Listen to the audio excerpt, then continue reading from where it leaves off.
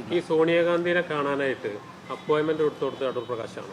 അടൂർ പ്രകാശ് അങ്ങനെ ഒരു അപ്പോയിൻമെൻറ്റ് എടുത്തിട്ടില്ല. നിങ്ങൾക്ക് പരിശോധിക്കാമല്ലോ, നിങ്ങൾക്ക് എല്ലാ സൗകര്യമുള്ളവരല്ലേ, നിങ്ങളൊന്ന് പരിശോധിക്കുക.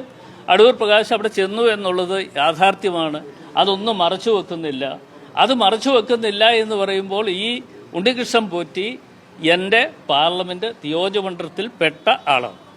അപ്പോൾ പാർലമെൻറ്റ് നിയോജകമണ്ഡലത്തിൽ പെട്ട ഒരാൾ എന്നുള്ള നിലയിൽ അദ്ദേഹം ഈ കള്ളനാണെന്ന് അറിഞ്ഞുകൊണ്ടല്ല, കള്ളത്തരമുണ്ട് എന്നറിഞ്ഞുകൊണ്ടല്ല, കൊള്ളക്കാരനാണെന്ന് അറിഞ്ഞുകൊണ്ടല്ല എങ്കിലും എന്നെ വന്ന് ഒരു കാര്യം പറയുമ്പോൾ അത് കേൾക്കുവാൻ ഞാൻ തയ്യാറായിട്ടുണ്ട്.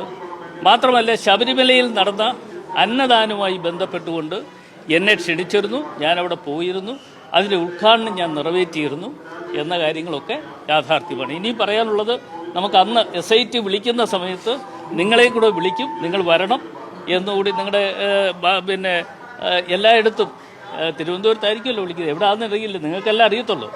വിളിക്കുന്നത് എവിടെയാണെന്ന് വല്ലതും അറിയാവോ? അത് വല്ലതും അറിയുന്നുണ്ടെങ്കിൽ എന്നെ കൂടി അറിയിക്കണം. എന്ന് വെച്ചാൽ എവിടെയാണ് ഞാൻ കാണേണ്ടതെന്നതിനെക്കുറിച്ച് ഇപ്പോൾ ഞങ്ങളുടെ പാർട്ടിയുടെ ക്യാമ്പ് 3, 4, 5 വെച്ചിരിക്കുകയാണ്. ആ ദിവസങ്ങളിലാണോ വെക്കുന്നതെന്ന് അറിയില്ല.